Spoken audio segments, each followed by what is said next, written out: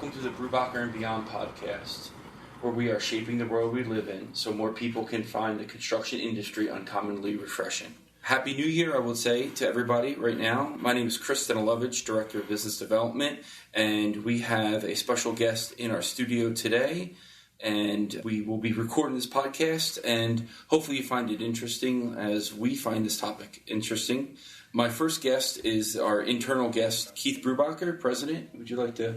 Sure. Hello, everyone. Keith here. As many of you know, Brubacher is a site, paving, and utility contractor, and we serve the Southeast Pennsylvania market. We've been serving Aqua as a utility installation contractor for Aqua Pennsylvania for about 15 years, alongside other utility operators in our region that help fill out our portfolio of utility installations. And so I've been a long time interested and fascinated by the various drivers of the water industry and the immense responsibility of the system operators that carry that in our communities. And so we're delighted to have Mark Lucca with us today, President of Aqua Pennsylvania. Mark, would you kindly introduce yourself? Yes, good afternoon. Happy New Year to you both. Thank you for having me here today. It's very exciting to be here to be able to speak with you so much about what we do and the importance of what we do. And Keith, you touched on an interesting way of saying it because you've been working with Aqua for 15 years or more. And it really is a collaborative. It really is teamwork because so much of what we do relies on people with expertise and skills that your company brings, that you bring, and so many others. So I'm thrilled to be here today and looking forward to sharing with you some ideas and thoughts. Well, thanks. On behalf of our team, we greatly appreciate that. Appreciate those words. Yeah, thank you for being here again. And I'll let you start with, most people, though, on the podcast who've been listening know what Brubacher does and know who we are, but give you an opportunity to talk about Aqua and what you do. Yeah, thanks. So I'll start at the top and say that Aqua Pennsylvania is a operating company of essential utilities. On the water side, water and wastewater side, that's where you'll find Aqua Pennsylvania and 7 other states in which we operate, providing similar types of services that we provide in Aqua Pennsylvania. And then also under essential utilities is our operating gas company, natural gas to people's homes, headquartered out of Pittsburgh, Pennsylvania.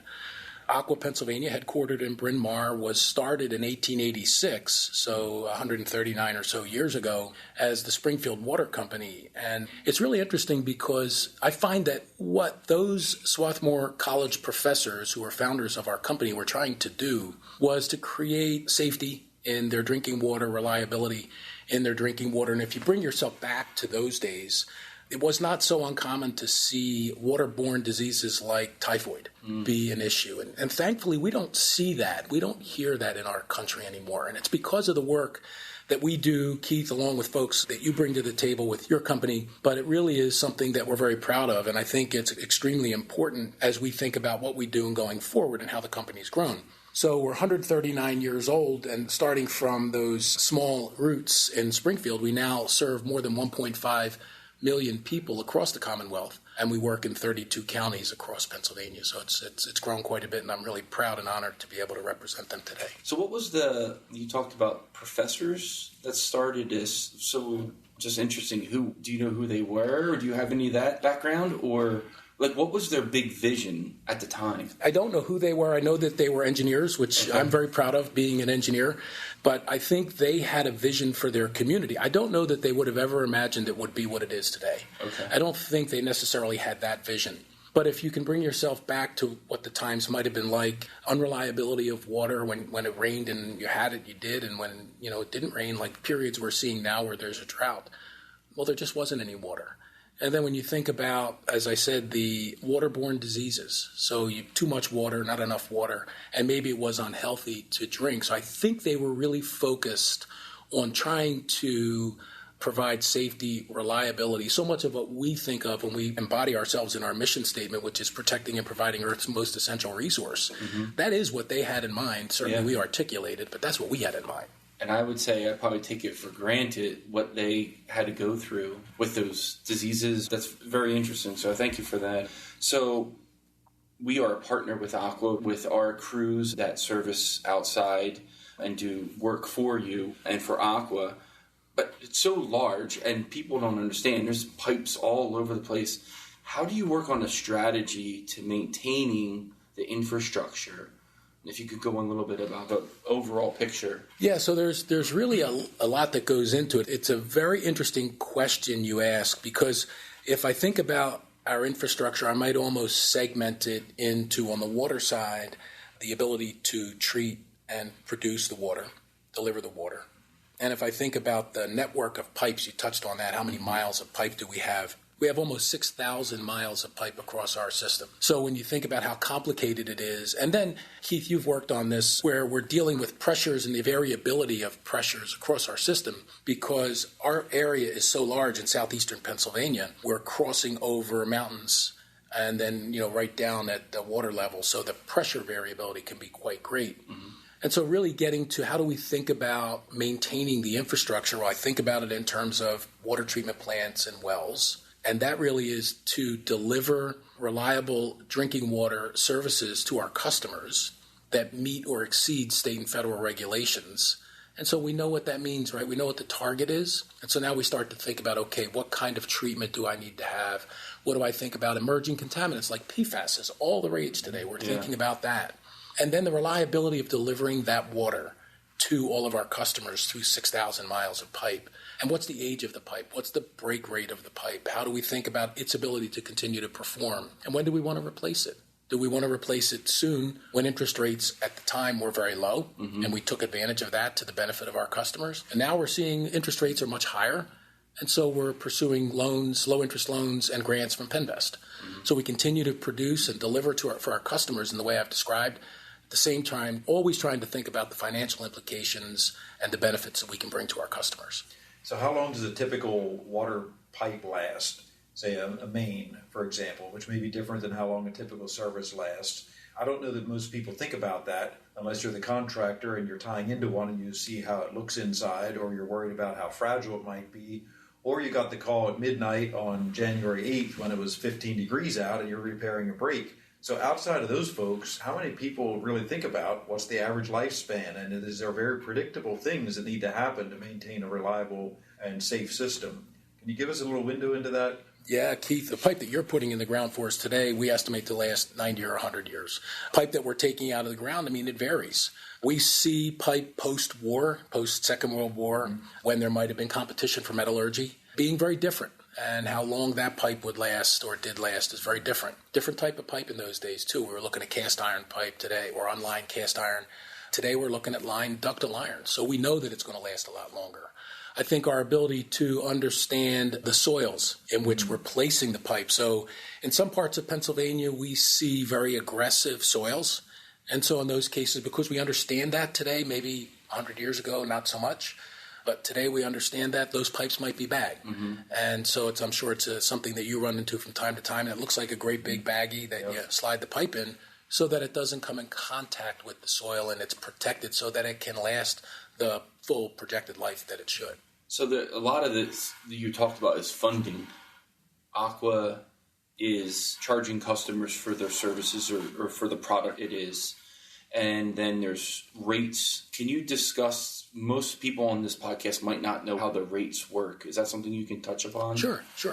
Yeah, so first of all, our rates can only be changed with approval by the Pennsylvania Public Utilities Commission. So government entities, for example, have an elected or an appointed board of directors or commissioners, and they have the ability to change rates as they deem fit. We would have to go to, and do have to go to, the Pennsylvania Public Utilities Commission. Now, that process is very, very complete, comprehensive, and maybe a little bit exhausting. So it would take about 9 months for the commission to review our application, and the preparation time in advance of that is significantly more. Yeah. But it'll take 9 months for them to review and act on our application. And our last application was 11 public input hearings that were dates, times, and locations selected by the Pennsylvania Public Utilities Commission. 2 of the meetings were telephonic. So because we serve such a large area, not everyone can come in person. And so they have the ability to call in. They're treated just as if they had attended a meeting in person. And in our case, they had 2 administrative law judges who oversee the case, and people will come into the room, or if they call in, they are sworn in if they would like to. And then their comments, if they're sworn in, become a matter of the record that is reviewed and acted upon by the commissioners. If someone decides not to be sworn in, they can be heard, but only the people in the room will hear them. During that 9-month process, there are many different parties that are involved. There are interested parties. There are other agencies like the Office of Consumer Advocates or Office of Small Business Advocates. They all participate and have the ability during that period to ask questions of us. And so during the last rate case, there were more than 2,200 questions and answers. And our application was over 4,500 pages of documents and supporting documentation. Wow. So it is quite an exhaustive process, something where we're really taken to test, and we should be. I mean, the commission should look at what we're doing and ask all of the questions. And then they ultimately will render a decision, which would then give us the ability to change our rates or not. Now, part of your question was, kind of how do rates happen, but I interpret as what's in your rates. So what's included? And so the easy thing, Keith, is the work you do for us is capital, right? It's construction, it's pipes, it's water treatment plants, wastewater treatment plants, wells, things like that. But the other piece of what we do is the operating expense. And so those are things that in many cases our businesses are affected by the rate of inflation we just saw, where cost of chemicals, for example, went up considerably. Cost of gasoline, fuel for vehicles, diesel for generators and trucks, cost of labor, cost of healthcare, cost of materials. All those things drive into the cost of doing business. And what we sometimes talk about is the full cost of service is what we really focus on, so because that's what our customers are paying for. But in return for that, they get the reliability we talked about earlier in the broadcast. I look at it as the state or the government entity mandates you to adhere to certain criteria for the water quality, but then you guys take it upon yourself to do an internal investigation to figure out what infrastructure needs to be replaced or updated. So how do those two things, the government forcing or mandating you to do something, and then you guys proactively do something, there's two different sides of that. How does that come together? Well, they're interrelated, as you just said. How does it come together? So regulations drive our business, and we would typically see them come, say, in the form of a maximum contaminant level that you might have for PFAS in your drinking water, which is really something that we're seeing a lot of today. So regulations drive our business, and those regulations are things that we need to comply with. We're always focused on customer service, making sure that customers have drinking water that meets or exceeds state or federal regulations.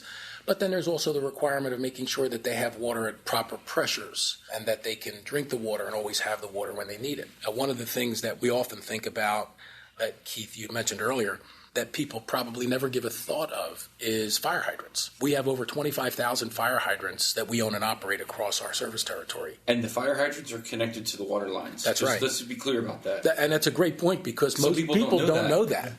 And the first time someone said it to me, I said, well, yeah, that's where the water, it's our water, the similar water that goes to your taps, the same water that goes to the fire hydrant. We have 25,000 fire hydrants, and I'll bet there's not a single person that ever thinks about the fire hydrant at the corner of the street where they live or across the parking lot, as it's always going to work. But I'll give you an example that's a real-life example. That in July of 23, we purchased a system in Pennsylvania. It was a drinking water system, and one of the first things we did was test the hydrants. They had 195 fire hydrants, as I recall, and 23% of them did not operate. Wow. But everybody was assuming that because there's a fire hydrant there in my street corner, I can rely on this. Right. But 1 in 4 chance they weren't. That's exactly right. Wow. And that reaction was the reaction I had when our team came back and said, look, just about 1 in 4 are not operating. No, that can't be right. But it was. Wow. So you talk about regulations, what drives the business, customer service. We're really focused on the voice of the customer. We're really focused on making sure that they have the water in the way that they need it, whether it's in their hydrants, whether it's at their drinking water, their taps, or even the sprinklers that go into their buildings where there might be water. That's water that's coming through us as well. Yeah, that's amazing. Just like you said, all the lines and the pressures and all that is really complicated to work with. Talking about the fire hydrants and working kind of reminds me, here we are starting a new year. A lot of people make a New Year's resolution, going to exercise more, work out more. But I doubt, in fact, I didn't really think about this until, say, in the last 15 years, that fire hydrants need to have an exercise program. That's right. So do valves. And to make sure that all of those moving parts inside are working, so when you depend on that valve or that hydrant to turn on or turn off, that it actually performs what it's supposed to do. So it's New Year's. I'm sure there's an exercise program in full swing for the coming year for all of those valves and moving parts, so that people can indeed count on that infrastructure when something goes different than planned and you need that resource. So we talked earlier about what's in the rates, and we talked about operating expense, right? Operating things that we do to operate the business. Mm-hmm. And hydrant maintenance is something we do, and it's part of what goes into the operating side of people's rates. But the other thing people never think about is the operation of critical valves. So valves in our system that absolutely must operate all the time. But to your point, Keith, if you don't exercise those valves, when you bear down on it and need to operate it, turn it on or turn it off, it may not work. So we're out there on a prescribed basis exercising critical valves throughout the state.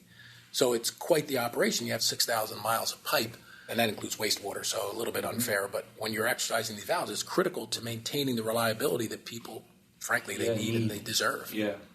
So you mentioned PFAS. Maybe people don't know about this term, but can you explain it to the unknown person what this is and where this is taking us? Keith, you're smiling. You want to take a shot? Well, come on, Keith. I hope nobody looks at me and says, Keith, tell us exactly what it stands for. I think I get about 60% of the syllables right, but I'm not sure on the other 40. Well, so I'll take a long chemical name. Perfluoroalkyl substances. So PFAS is a classification of chemicals. There's many, many chemicals that are under the family that we generically refer to as PFAS. We are encountering them in our drinking water supplies. Today, we understand that about 20% of our exposure, broadly speaking, comes from drinking water. So you say, well, where's the other 80%? And most people don't think about it, but it comes in things like cleaning products, water-resistant fabrics, such as rain jackets, umbrellas, tents, grease-resistant papers, nonstick cookware, personal care products or some personal care products, and stain-resistant coatings on carpets, upholstery, and other fabrics. So it's really, I don't often find myself using the word ubiquitous, but this truly is everywhere. Yeah. And so now we've found it, and in January of 2023, the Pennsylvania Department of Environmental Protection adopted its maximum contaminant level for PFAS and PFOA, two chemicals under the PFAS family of chemicals. Prior to that, there was no standard. There was a health advisory level, and that advisory level was at 70 just prior to there being an MCL. So you might think of the difference between an HAL and an MCL being an HAL might be a caution, an awareness, and an MCL really is a target that we have to meet. Okay. And so prior to the state adopting its MCL, Central Utilities, Aqua Pennsylvania is a part of them, as we discussed, set its own corporate standard long before a standard was adopted by the state of Pennsylvania or the federal government. So you mentioned earlier, when you think about what do you have to do and how do you plan for it, these are the types of things that we're able to do because of the people that are Aqua Pennsylvania, that are Essential Utilities, chemists, PhD scientists, who are looking at this and saying, okay, we need to be prepared for it. And this is the plan of action you need to think about as you operate your utilities. Okay. So, and then in 2024, EPA set its standard much lower than the state. They set it at 4 parts per trillion. The state is at 14 parts per trillion for PFOA and 18 for PFAS. So we're now in the process. We are fully in compliance with Pennsylvania Department of Environmental Protection standard. And we are working towards compliance with EPA. We have 5 years to do that, So and we are going to do You've got to that. get there immediately. It takes a lot of time to install complicated equipment that really provides the filtration services to that level. Yeah, so that's right. And what you find is you find yourself in competition with other utilities and other businesses who are using similar types of equipment.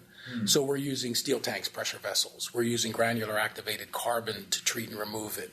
And so what we're doing is we're out being as active as we can early in the game to make sure that we lay the foundation for what we need to do. We're continuing to make very good progress on that front. So there's a bit of a potential supply chain bottleneck, almost like I'm thinking about the warehouse and data center boom and all that created issues with transformers. And you hear about projects that are sitting waiting for a transformer. And so your goal is to be proactive so you're not sitting there at the end of this window for compliance and not having the material to do that. And our customers deserve that, right? Sure. They deserve for us to be as proactive as we can to get them the treatment that's now required by the state and the federal government. So after the water goes through that filtration system, that happens at the well, or does that happen during inline? Or So typically it's at the end of the process. If you put carbon at the beginning of the process, It's a bit indiscriminate. Anything that wants to consume the carbon will, but we may have other ways to remove that in the treatment process. So what we want to do is remove all of those organic substances early in the process through more traditional water treatment processes, and then put the granular activated carbon or ion exchange at the end, so it extends its life of the carbon, and then it actually would save money by doing it that way as opposed to putting it earlier in the process. Same thing at a surface water plant. So those type of regulations are coming. What new regulations? I mean, there's been a bunch of stuff. I'm sure back when they started, you talked about like 130 some years ago, there was no regulations. There was no nothing. Regulations really started in the 1970s, 1980s. There was one or two of them. But from there's been a lot of laws and regulations that you have to adhere to. If you could talk a little bit about how it affects your business, the pros and cons. I guess you have to do them because they're regulatories. Mm-hmm. But if you could talk about how your company's being proactive, right, and mitigating risk, where there might be some municipalities or some other entities, do they have to adhere to the same rules? Yeah, so a lot in there. So let me start to sort it out a little bit for you. Yes, all drinking water utilities regulated by the Pennsylvania Department of Environmental Protection have to meet the same standards. EPA standards are all essentially the same. I'll go back to 1948, and that was kind of the first major piece of water legislation in the United States. It was the Federal Water Pollution Control Act, and essentially addressed water pollution. So here we are in 1948. So think about this for a minute. 1948 to 2021, 73 years, there were 12 major pieces of legislation for water. 5 of those are within the last 10 years. Wow. So to your point about, and we've had a discussion about complexities of water treatment, the ramp up, the frequency, the increased frequency of regulations that are being put upon us, you can start to see with just that statement, 73 years there were 12, but in the last 10 there were 5. So really we're seeing much greater awareness of the regulatory agencies and a push for improvement of the service we provide. And think about it. What we provide, most people never think about when they open their tap. It's always going to be there because it always has. Yep. And I can use it for anything I need to use it for, whether it's formula for the baby, wash my hands, wash my clothes, fire hydrants. And I always say to people, what's the first thing that your doctor does when they visit you? They wash their hands with water that we provide. So you think about the expansive use of the product we provide, and there should be regulations for that. And you say, well, how do you anticipate that? I work with some really, really smart people. And they're people that study these regulations, and we actually do audits of our facilities. And in the audits of the facilities, we're looking at what we have today, but they too are looking at what the regulations coming down the pike are. Yeah. And how can we be ready for that too? We talked about PFAS. We set our own standard before the state of Pennsylvania and the federal government set theirs. So we are leaders in many of these areas because of our look down the runway to try to anticipate what's coming at us and be ready. And I'm very proud of that point. I think in a lot of ways, I hear you describe that. It reminds me of there's a real common core to our businesses. While they're very different, it's really about stewardship of the trust of the people that depend on that from all those tasks and more, all those uses of water. And while people think of Brubacher as a construction company, I think we're really in the trust business. We're the steward of the trust of our clients, of our vendors and subcontractors that rely on us, support us, and we're stewards of the trust of our team members. And I think in that way, there's a lot of commonality. It's probably no surprise that that's at the core of our successful business relationship over a decade now. And so I think of that, it's really a sense of stewardship of the trust of people. And we count it an honor to be a part of that from the installation onward. I think about a lot of these water systems, as you mentioned, started off Springfield Water, a municipal water system. There's municipal sewer systems. And the people that govern that are doing their best as elected officials. But as this world gets more and more complex, I think that seems to be part of what's driving some of these consolidations into companies like Aqua and other broader utility companies that have the horsepower, the knowledge to really govern that responsibility in a much more complicated world. And then some of those situations perhaps involve people that don't want to pass on a rate increase to truly maintain the system. because that's not popular, and maybe there's political pressure to not do that to the people in the municipality. But eventually, the system needs help, and some of those systems evaluate options for sale.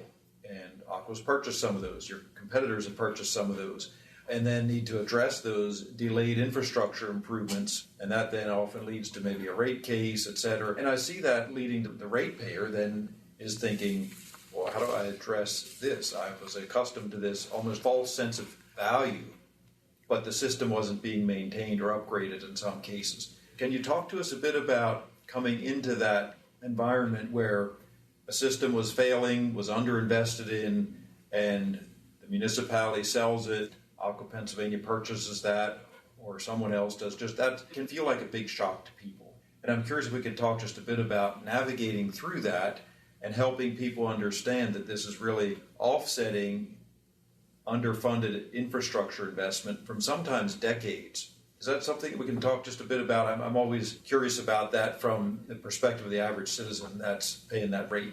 Yeah, there really is so much there. Let me start off by maybe putting it into a little bit of perspective for people who may be hearing this part of the conversation for the first time. The American Society of Civil Engineers, every 4 years or so, issues its infrastructure report card for the United States. And for people that have never read this report, look it up on the website, ASCE Infrastructure Report Card, because they look at everything, dams and bridges, airports and roads. It's really quite impressive. But of course, you hear a lot about it with bridges, because you hear about bridges collapsing and things, but nobody hears about it when my sewer system leaks. I do. But not in the mainstream media anyways. Yeah, that's for sure. So the American Society of Civil Engineers, in its 2021 Infrastructure Report Card, gave the state of Pennsylvania's drinking water a grade of a D. D as in David.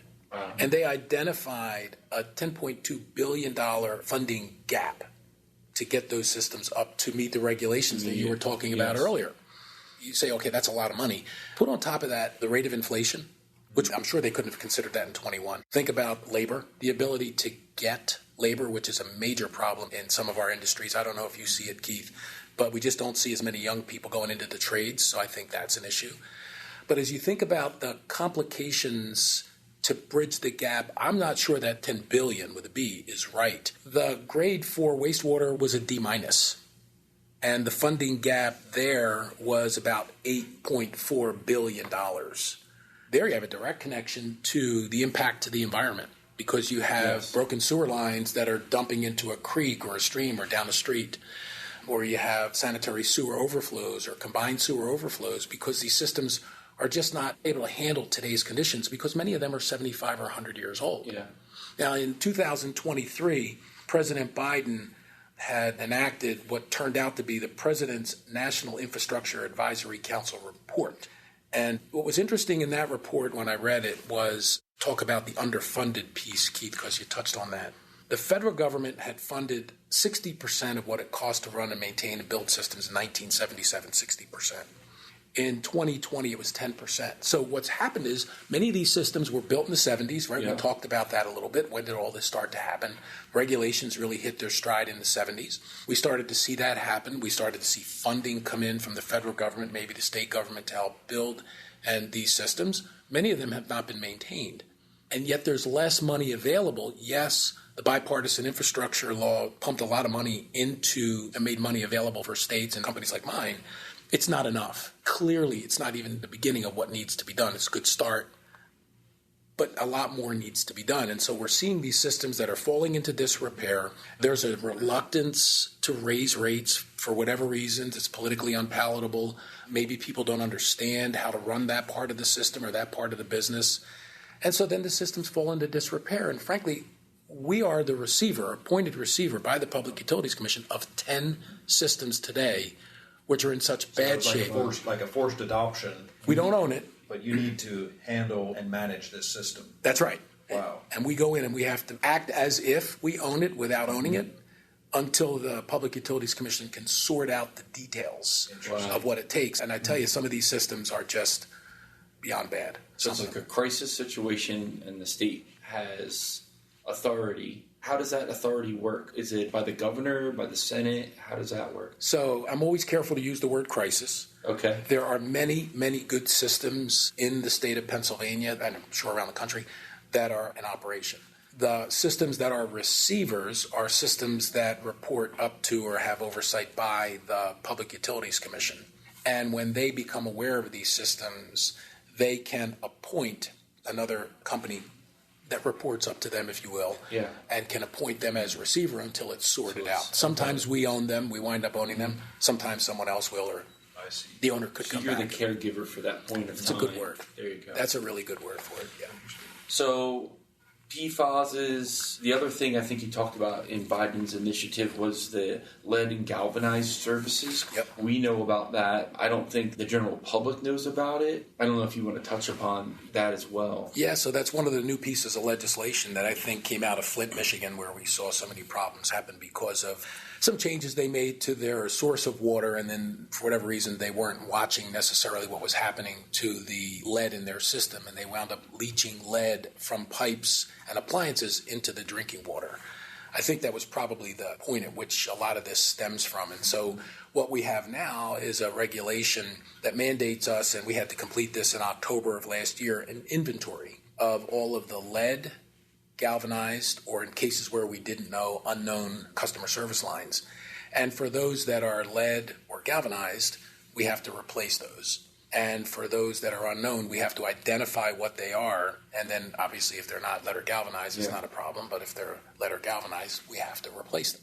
And that's done at no direct cost to the customer. That's something that is covered for them and it's working out very well. We just completed a project in Westchester, Pennsylvania, an outstanding project. I'm very proud to say that we were able to secure a low-interest loan from Penvest to help facilitate that, which ultimately saves all of our ratepayers money. Yeah. So wherever we can pursue Penvest, we're trying to do that.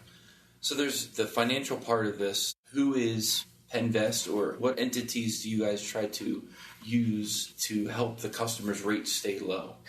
Yeah, so particularly Penvest is a state agency whose responsibility includes giving money to applicants. Agencies can apply or not, companies can apply or not. And you have to meet certain criteria in order to be considered to receive funding. Okay. So part of that would be, in the case of PFAS, first thing you have to do is get a Pennsylvania Department of Environmental Protection permit to construct. Then you bring your project, you fill out the application, including the permit, you submit that to Penvest. They review your application. If they deem it complete, then it goes to their board, and their board would approve it either as a low-interest loan or a grant. Obviously, a grant is money that's for free. It's come from either the state or the federal government.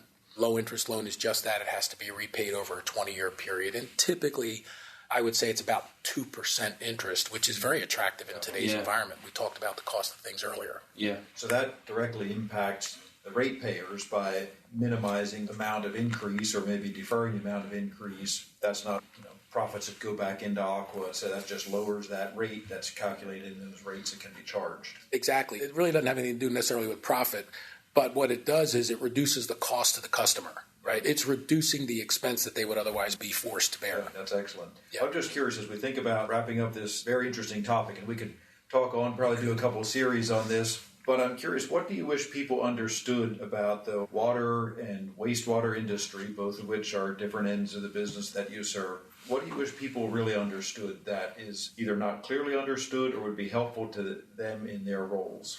Yeah, I would say one of the things is to really understand the full cost of water. So as a private company, the service we provide is included in our rates. It is the full cost of water. It includes everything we talked about, operating expenses, capital, interest rates on money. It includes all of that. Some government entities may include public works employees, for example, to help with running some of the utilities. And it's fine. They're paid for in the taxes, right? That's supposedly one way that they could do that. But what it does is it gives a false sense of what the cost of that service really is, because it's captured in another area of the tax structure. Got it. So it's not really apples and apples. It's not. Kind of apples and lemons or something. Yeah, and it's not always, not every entity works that way. But when you look at a rate and you see a rate that's considerably different, you say, well, how is that? Well, that is one way. Is it possibly covered in another area? The expense is captured in another area. We talked about, is it lack of investment? Maybe that's part of it. But I really would like people to try to understand, and there's a lot of information out there, the full cost of water, because I think that that's when you start to get a better comparison of the services you're provided. And look, you didn't say this, but I'm going to take a chance. You won't stop me, and I'll talk Go about for this. it. As long as you get closer to that microphone. Oh, you need me closer? Okay. How's that better? Yeah. Okay. So we talked about the services we provide. And I touted the expertise of a bunch of smart people that I work with, chemists and PhDs, and so many really, really good engineers and operators. In March of 23, there was a chemical spill that occurred on the Delaware River. And it made national news because I received calls from friends of mine that live on the West Coast. Wow. And were talking about what they saw in the national news. So there was a chemical company in Bristol, Pennsylvania, that released somewhere between 8,000 and 12,000 gallons of almost a latex-based chemical to a tributary that went into the Delaware River. Now, in this area of the Delaware River, there were 3 drinking water utilities that got their water from the Delaware River, and we were very, very close.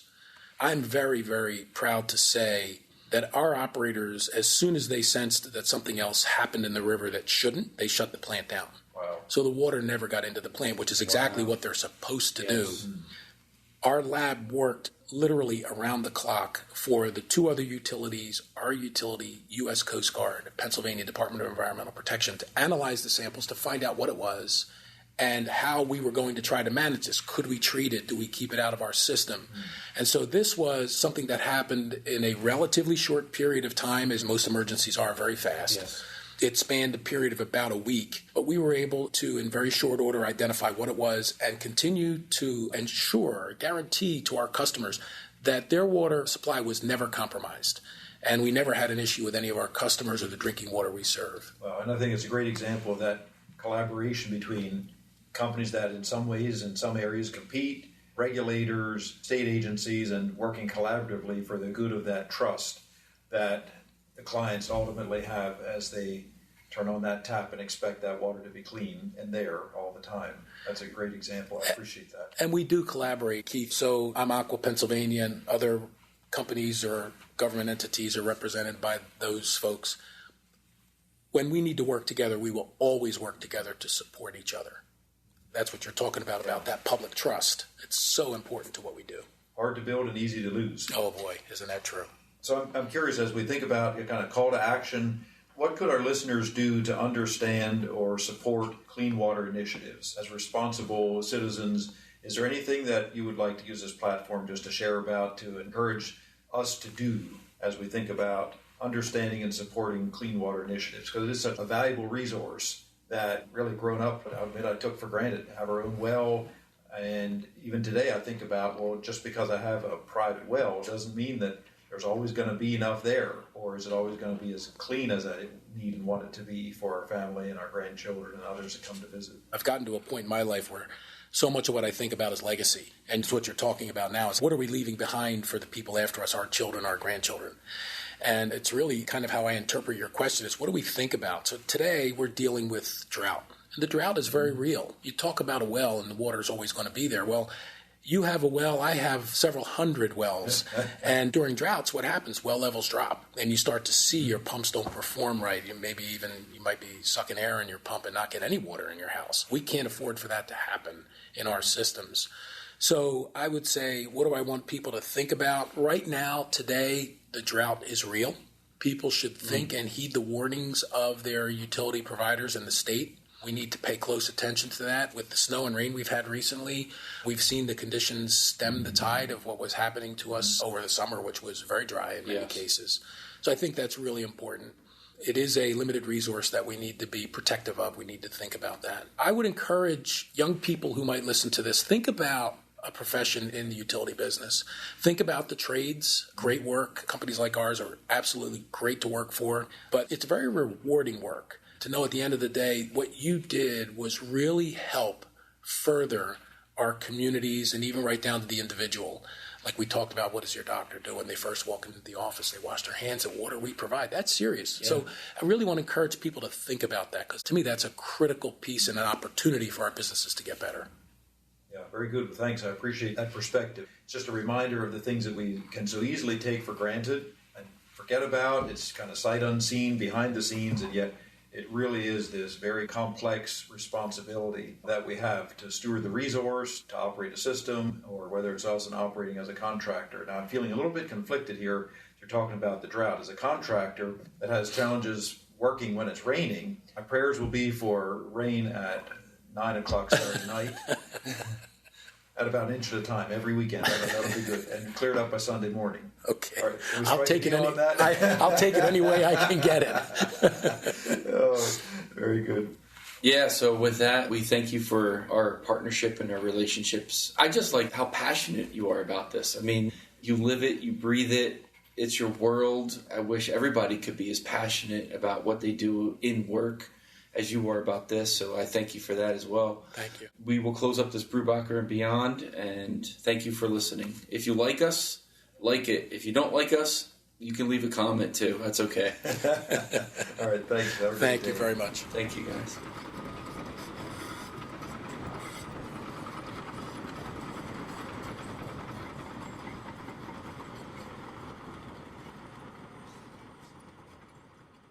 Thank you for listening to the Brubacher podcast today. If you enjoyed it, please subscribe to our podcast so you can listen to new episodes every month. Share it with your friends in the industry and those who might like to learn more about the construction industry. Feel free to check us out on our website at www.brubacher.net. We hope you found the discussion insightful, and we look forward to the next time.